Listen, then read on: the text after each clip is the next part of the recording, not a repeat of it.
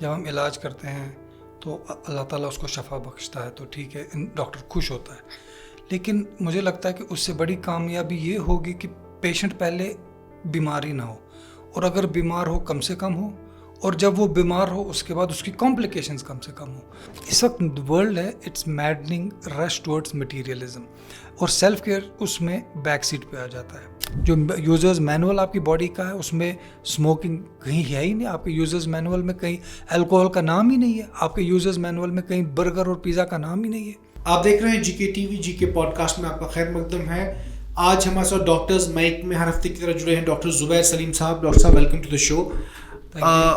आज जो हमने आप रोड होने से पहले जो हम बात कर रहे थे किस टॉपिक पे बात की जाए, और चूँकि ऑल ऑफ अस हम लोग सफ़र करते हैं सेडेंटरी लाइफस्टाइल से आजकल, और जो बॉडी हमारी अल्टीमेटली काफ़ी सफ़र करती है, चाहे घंटों कुर्सी में बैठ के लैपटॉप पे काम करना हो या फिजिकल एक्टिविटी कम हो, तो अल्टीमेट सफ़र जो है बॉडी है। और आपने सही एक मशवरा दिया है कि जो पर्पस ऑफ बॉडी है उसकी बात की जाए। जो ह्यूमन बॉडी है उसकी जो बेसिक जो फंक्शनैलिटी है वो क्या है, और उस फंक्शनैलिटी को कैसे हम अब्यूज़ कर रहे हैं। How we are defying the law of nature कि बॉडी को आप कैसे संभाल के रखें, अपनी ह्यूमन बॉडी का ख्याल कैसे करें, चाहे आपकी ऑर्थोपेडिक प्रॉब्लम्स हो, चाहे आपका गैस्ट्राइटिस का प्रॉब्लम हो, चाहे मेंटल हेल्थ हो। तो पर्पस ऑफ बॉडी जो है वो बेसिक मेडिकल साइंस के हिसाब से क्या है और कैसे उसका देख रेख करना चाहिए। थैंक यू साकिब साहब, काफ़ी अच्छा टॉपिक है, क्योंकि देखिए मुझे लगता है कि एक डॉक्टर की कामयाबी सिर्फ ट्रीटमेंट में नहीं है। जब हम इलाज करते हैं तो अल्लाह ताला उसको शफ़ा बख्शता है, तो ठीक है, डॉक्टर खुश होता है। लेकिन मुझे लगता है कि उससे बड़ी कामयाबी ये होगी कि पेशेंट पहले बीमारी ना हो, और अगर बीमार हो कम से कम हो, और जब वो बीमार हो उसके बाद उसकी कॉम्प्लिकेशंस कम से कम हो। तो इस सब चीज़ों का एक ही जो जवाब है, that is awareness and education. मुझे लगता है कि हम सब को, हमारी फ्रेटर्निटी को बहुत ही ज़्यादा हम काम कर भी रहे हैं, बोल भी रहे हैं, लेकिन जो प्राइमरी हमारा एक ऑब्जेक्टिव होना चाहिए, that should be awaring the people and the patient about their disease and about the outcomes of the disease. तो जब हम इसकी बात करेंगे तो सबसे पहला सवाल आएगा ह्यूमन बॉडी की, क्योंकि जब इलाज होता है तो ह्यूमन बॉडी का इलाज होता है। अब देख लीजिए, आप समझ लीजिए कि एक गाड़ी मैन्युफैक्चर होती है, तो गाड़ी हम यूजुअली देखते हैं कि 4 सीटर है, 7 सीटर है। तो जब मैन्युफैक्चरिंग में उसमें वो मैनुअल लिखा होता है कि भाई इसमें ऐसे करना है, इसमें ऐसे करना है, इतने लोग बैठ सकते हैं, तो ये वाला फ्यूल इसमें लगेगा चलने के लिए। तो आप ऐसे ही कंसिडर कीजिए कि जब ह्यूमन बॉडी जब मैन्युफैक्चर होती है, कैसे मैन्युफैक्चर होती है, और जब ये मैन्युफैक्चर होती है तो इसमें साथ एक मैनुअल होता है, हमें उस मैनुअल के हिसाब से चलना है। जो ह्यूमन बॉडी है basically it is meant for certain things. अगर आप बोलेंगे certain things, physically it's meant for sustaining, it's meant for evolution and it's meant for progression. तो पहले अपने आप को सस्टेन करना है, सर्दी से बचाना है, गर्मी से बचाना है, एक्सटर्नल थ्रेट उससे बचाना है, और अपने आप को इवॉल्व करना है, आगे आगे चलना है। तो human body is meant for that.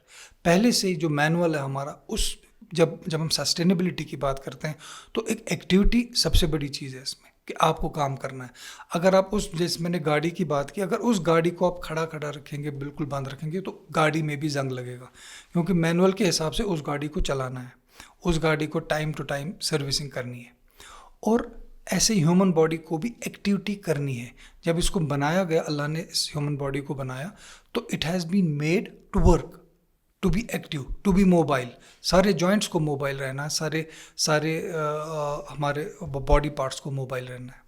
Doctor साहब, चूँकि आप जेरेंटोलॉजी से वाबस्तगी है आपकी, जेरेंटोलॉजी जो कि मतलब एल्डरली सिटीजन, सीनियर सिटीजन से आप डील करते हैं, उनकी सेहत, उनके जो तकलीफ़ जिससे वो गुजरते हैं एजिंग के दौरान, पर जो एज ग्रुप 40, 45, 50, मान लीजिए आप 40 से 50-55 साल का जो है, ये काफ़ी क्रूशल टाइम माना जाता है ह्यूमन बॉडी के लिए, क्योंकि बॉडी में काफ़ी ट्रांसफॉर्मेशन आता है, चेंजेस आते हैं।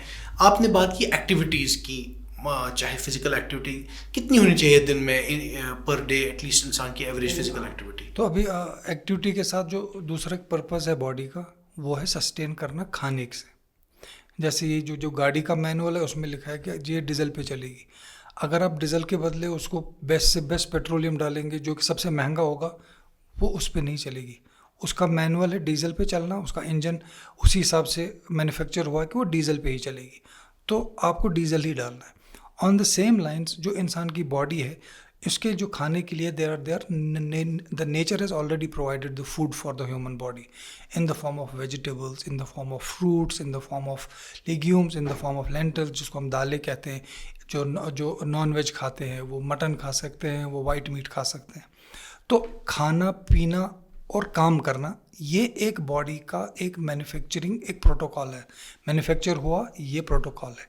और अब जो आप ये कह रहे हैं कि कितना और क्या, वो फिर डिपेंड करता है, क्योंकि देयर इज़ ऑलवेज, जब आप ह्यूमन बॉडी की बात करते हैं तो moderation is the key as far as your diet is concern. Doctor साहब, I want to ask you a quick question. When the human body is ageing, मान लीजिए कोई 43, 44 या 48 ईयर्स का है, एक ट्रांसफॉर्मेशन आ रहा है, उसका यूथ से वो मानिए मिडिल एज की तरफ ट्रांसफॉर्म हो रहा है उसकी, तो जो बॉडी में जो चेंजेस आते हैं, मेटाबॉलिक चेंजेस हो, फिजिकल चेंजेस हो, चाहे उसका मेंटल हेल्थ हो, फिजिकल हेल्थ हो, ऑब्वियसली थोड़ा कमज़ोर पड़ जाता है कभी कभी। चाहे इंटरनल ऑर्गन्स ले लीजिए, चाहे स्किन ले लीजिए, चाहे हेयर ले लीजिए, तो जो जहनी तौर पे है वो एक शख्स को कैसे कूप अप करना है और उसको एक्सेप्ट करना है कि ये चेंज जो है it is a law of nature, और इससे हिम्मत नहीं हारनी कि जो मेरी बॉडी चेंज, क्योंकि आप जेरेंटोलॉजी से वाबस्ता है और जेरेंटोलॉजी डॉक्टर साहब का जो है सब्जेक्ट है, तो आपसे बेहतर उसका कोई जवाब नहीं दे सकते। जो आपने कहा कि how to cope with ageing, सबसे बड़ी बात है age is just a number. आपने काफ़ी सारे ऐसे लोग भी देखे होंगे जो 80-85 की उम्र में भी ऐनक के बगैर अखबार पढ़ते हैं।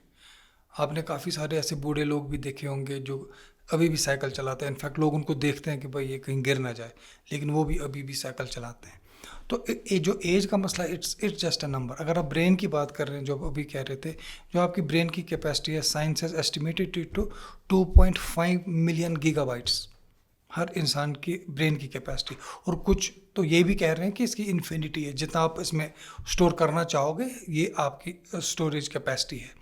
लेकिन अब हाँ, एक जो प्रोसेस ऑफ, जैसे मैंने कहा एवोल्यूशन, एक ह्यूमन बॉडी एक प्रोसेस के थ्रू चलती है जिसको हम प्रोसेस ऑफ एजिंग कहते हैं। उस प्रोसेस में आपकी बॉडी थोड़ा बहुत अपना जो भी ऑर्गन सिस्टम्स है उनके फंक्शनैलिटीज़ कॉम्प्रोमाइज़ होते हैं या डिक्लाइन होना शुरू हो जाते हैं। तो उस चीज़ को एक बॉडी खुद ब खुद अडेप्ट करती है। और सबसे बड़ी बात जो है, you have to understand that your body is ageing, और शायद अब वो चीज़ नहीं कर सकते हैं जो आप पहले करते थे, या पहले जो खा सकते जो हैं, पहले से खा सकते थे वो अब नहीं खा पाओगे। तो अडेप्टेबिलिटी और एक्सेप्टेंस वो बहुत ज़रूरी है। अडेप्ट तो करना ही करना है, क्योंकि आपको और कोई चारा है नहीं। You can not say no, I am not ageing. तो डॉक्टर साहब, जहाँ तक विल पावर की बात है, इससे पहले भी हमने अपने पॉडकास्ट में विल पावर की बात की कि विल पावर से कैसे बीमारियों से लड़ा जाए, लेकिन आज के इस एपिसोड में मैं अलग एक तरीके से बात करना चाहूँगा विल पावर की। चाहे 40s में हो, आप 50s में हो, 60s में हो, जो बॉडी चेंजेस हैं, इंसान को कितना वो ठान लेनी है कि नहीं, मुझे एक बेसिकली एक शेड्यूल रखना है फिजिकल एक्सरसाइज, जो बेसिकली एक्सरसाइज के लिए, जो फिजिकल एक्टिविटी के लिए, या खाने पे जो कंट्रोल है कि 20s 30s में जो मैं खा पाता था, तो वो basically how should one form an aim, a motto कि fitness plus good eating habits, eating clean, तो कैसे वो एक जनरेट किया जाए? अच्छा कहा। आई वुड सजेस्ट दैट जो भी हम खा रहे हैं, we should eat to live, we should not live to eat. ये बहुत ही एक कहीं पे पढ़ा है मैंने, बहुत ही इंपॉर्टेंट बात है कि जब आप एज हो रहे हैं, आप एक एज से दूसरी एज की तरफ जा रहे हैं, तो नेचुरली अगर आप पहले 10 किलोमीटर चल पाते थे, अब आप 8 ही किलोमीटर चल पाते हैं, तो नेचुरली जो आपका डाइट इनटेक होगा वो एज़ कम्पेयर टू 20 साल या उसके 30 साल, अब 40 साल में, वो डाइट इनटेक आपको अप्रोप्रिएटली मॉडिफाई करना पड़ेगा, और डेफिनेटली मॉडिफाई करना है। वो कैसे आप मॉडिफाई करेंगे? देखिए, जो एक यूनिवर्सल रूल है, जो हमने पहले स्टार्ट किया कि बॉडी किस लिए बनी है। बॉडी बनी है खाने के लिए, खाना ज़रूरी है, लेकिन खास साथ साथ एक्टिविटी के लिए भी बनी है। प्लेंटी वेजिटेबल्स, उसमें आप में कोई रुकावट नहीं है। प्लेंटी फ्रूट्स, उसमें आपको कोई रुकावट नहीं है। आपकी body 60% of the body is made of water. तो आप पानी जितना पी सकते हैं आप पीजिए, और जिसको कोई कॉन्ट्राइंडिकेशन नहीं, वो ज़्यादा पानी पिए। लेकिन एज होने के साथ साथ डेफिनेटली अगर आप पहले समझ लीजिए 10 ग्राम प्रोटीन के खाते थे, एज होने के साथ साथ शायद आप प्रोटीन 8 ही ग्राम करेंगे, कार्बोहाइड्रेट 20 ग्राम खाते थे, कार्बोहाइड्रेट 18 ग्राम ही करेंगे, क्योंकि अब आपकी जो एनर्जी यूटिलाइजेशन है वो कम हो रही है। पहले आपको metabolism in youth young age में मेटाबॉलिज्म तेज़ होता है, एनर्जी एक्सपेंसेस काफ़ी ज़्यादा होती है बॉडी के, लेकिन आप उसी हिसाब से खाते हैं। लेकिन जैसे जैसे आप एज होते हैं तो ग्रेजुअली मेटाबॉलिज्म स्लो डाउन हो जाता है और आपकी एनर्जी रिक्वायरमेंट भी कम होने लगती है।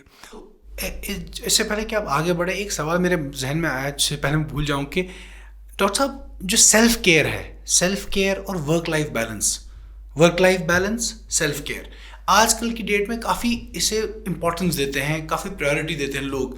चाहे मतलब हमने अक्सर कॉर्पोरेट वर्ल्ड में देखा है कि प्राइवेट सेक्टर में है, बहुत अच्छा पैसा कमा रहे हैं, लेकिन उनको लगता है कि वहाँ फिजिकल और मेंटल स्ट्रेस बहुत ज़्यादा है, तो उसको छोड़ देते हैं, कुछ ऐसी नौकरी करते हैं, कुछ ऐसा पेशा अपनाते हैं जिसमें स्ट्रेस कम हो।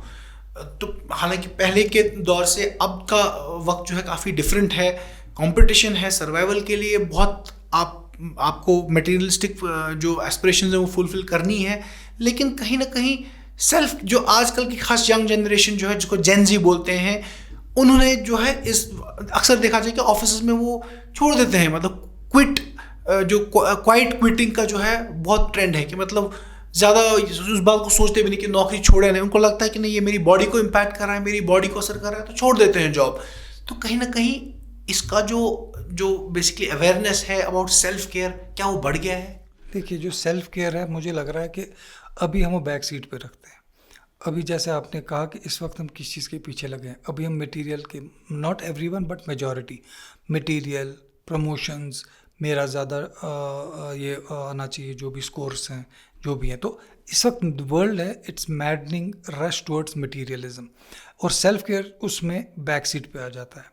देखिए, अगर आप काम भी कर रहे हैं तो इसमें साइंस भी आया है कि भाई काम कर रहे हैं, दे आर नॉट डिस्करेजिंग आपका काम करना, लेकिन उसके साथ साथ कुछ छोटी छोटी उन्होंने हेल्थ टिप्स दिए हैं कि आप सेल्फ केयर भी कर सकते हैं। जैसे मैंने कहा कि ह्यूमन बॉडी एक नेचुरली बनी है काम करने के लिए, खाने के लिए और साथ साथ रेस्ट करने के लिए, एंड स्पेशली वो जिसको हम कहते हैं प्रॉपर स्लीप सर्काडियम रिदम के हिसाब से जैसे नेचुरली बॉडी बनी है वो रात को होना चाहिए। जैसे अब आपने कहा कि क्योंकि it's not a global village, रात को आज अब लोगों को काम करना पड़ता है, because in the other part of the world वहाँ पे दिन है, यहाँ पे रात है, तो ग्लोबली ये एक सिनेरियो एक बन गया है। लेकिन इसमें भी क्या है कि जैसे आपने कहा कि जो काम कर रहे हैं, जो सेडेंटरी लाइफस्टाइल में अभी काम कर रहे हैं, उनके लिए भी कुछ छोटे छोटे हेल्थ टिप्स हैं। समझ लीजिए आप बैठे हैं, कम से कम 20 मिनट के बाद उठ के अपने कमरे में ही एक राउंड मार के वापस आ जाइए कुर्सी पे। शायद मुझे लगता है इतना कोई बड़ी बात नहीं है कि 10 सेकंड 20 सेकंड 1 मिनट के लिए आप कुर्सी छोड़ के जा रहे हैं, it is going to cause big problem for you. या आप आधे घंटे के बाद बैठ के you look towards wall, you look, सिर्फ स्क्रीन से आंखें हटा के कहीं और देख रहे हैं आप, तो आप आंखों के हेल्थ के बारे में सोच रहे हैं। कुछ आजकल जो आपने ये भी देखा होगा कि you have desk, standing desks, वो स्टैंड दो, अभी उसमें ज़्यादा इतना रिसर्च नहीं आया कि it's helping you much, but at least you are standing, आप एक मूवमेंट करते रहते हैं पाँव की। तो ऐसी छोटी छोटी जो हैबिट्स हैं ये हमें फॉलो करनी चाहिए। Sitting long on the desk is not recommended. 20 minute आधे घंटे के बाद उठिए, जाइए, वापस आइए 1 मिनट के बाद। स्क्रीन की तरफ ज़्यादा कंटिन्यूसली ना देखें, और स्पेशली अगर अब दिन में आपका कोई टाइम मिलता है 5 मिनट 10 मिनट, एक ब्रिस्क वॉक ले लीजिए। अगर ऑफिस जा रहे हैं आप, समझ लीजिए बस में जा रहे हैं, अपनी गाड़ी में जा रहे हैं, बस में जा रहे हैं तो घर से 10 मिनट जल्दी निकलिए, ऑफिस का जो स्टॉप है उसके पहले ही 2 स्टॉप उतर जाइए और वॉक कीजिए वहाँ तक। 10 मिनट का वॉक भी हो जाएगा और आपका टाइम भी उसी में चला जाएगा, अलग से टाइम नहीं ढूंढना है। तो ये अगर आप में वो विल पावर है कि आपको अपने हेल्थ की ज़रूरत है, यू वांट, देखिए अगर आप खुदा ना खास्ता अपने हेल्थ का ख्याल नहीं रखते हैं, आप चलते हैं और आगे जाके आपका कमर का डिस्क हो जाता है, आगे जाके आपको स्लीप डिसऑर्डर्स हो जाते हैं, स्लीप डिसऑर्डर्स होने की वजह से स्ट्रेस एंड एंग्जाइटी डिसऑर्डर हो जाता है, तो दवाइयाँ खानी पड़ेगी, और नेचुरली ये सब एक विशियस सर्कल बन के आपका वर्क आउटपुट कम हो जाएगा। और जाहिर सी बात है, वर्क आउटपुट कम हुआ तो जो आप चाहते थे कि आप अपने काम में एक्सेल करें वो नहीं कर पाएंगे। तो I think keeping your health in the front seat is more important. आप अपने हेल्थ का बहुत ही ख्याल रखिए। और ऐसा नहीं है कि आप काम नहीं करना, काम करते करते अपने हेल्थ का, जैसे मैंने कहा कि घर से 10 मिनट जल्दी निकल के गाड़ी थोड़ा दूर पार्क कर दी हमने, चलिए ऑफिस में भी पार्क कर दी, 2 चक्कर मार के 10 मिनट पहले निकले, ऑफिस से उधर गाड़ी पार्क करके बाहर तक एक चक्कर मारा, वापस आ गए। तो ये छोटी छोटी चीज़ें आप अपने लाइफस्टाइल में चेंज कर सकते हैं। एट द सेम टाइम अगर आप अब सीडेंट्री लाइफस्टाइल में, तो फूड डेफिनेटली आप देख लीजिए कि जो प्रोसेस्ड फूड है वो आपकी बॉडी उस लिए बनी नहीं है, आपकी बॉडी स्मोकिंग के लिए बनी ही नहीं है। जो यूज़र्स मैनुअल आपकी बॉडी का है उसमें स्मोकिंग कहीं है ही नहीं, आपके यूज़र्स मैनुअल में कहीं अल्कोहल का नाम ही नहीं है, आपके यूज़र्स मैनुअल में कहीं बर्गर और पिज़्ज़ा का नाम ही नहीं है, वहाँ पे है। आप फ्रूट्स ले लीजिए, आप वेजिटेबल्स ले लीजिए, आप protein in the form of this legumes ले लीजिए, मीट खाइए। तो ये सब चीज़ें आपके हाथ में है, ऐसा नहीं है कि आप you can not balance it, but it needs your will power to understand and think that yes my health is more important than anything else. शुक्रिया डॉक्टर साहब। तो डॉक्टर ज़ुबैर सलीम साहब, सीनियर जेरेंटोलॉजिस्ट जो कि एजिंग में महारत हासिल रखते हैं, प्रोसेस ऑफ एजिंग में, आज उन्होंने बताया कि किस तरह से हमें अपनी बॉडी की जो है देख रेख करनी चाहिए, जो हम उम्र में आगे बढ़ते हैं कितना ज़रूरी है खाने पीने पे की परहेज़ करने के साथ साथ फिजिकल एक्टिविटी करना। डॉक्टर साहब थैंक यू अगेन। उम्मीद करता हूँ कि देखने वालों को फ़ायदा पहुँचे जो डॉक्टर साहब ने कुछ इंपॉर्टेंट टिप्स बताए हैं। देखने के लिए शुक्रिया, देखते रहिए GK TV।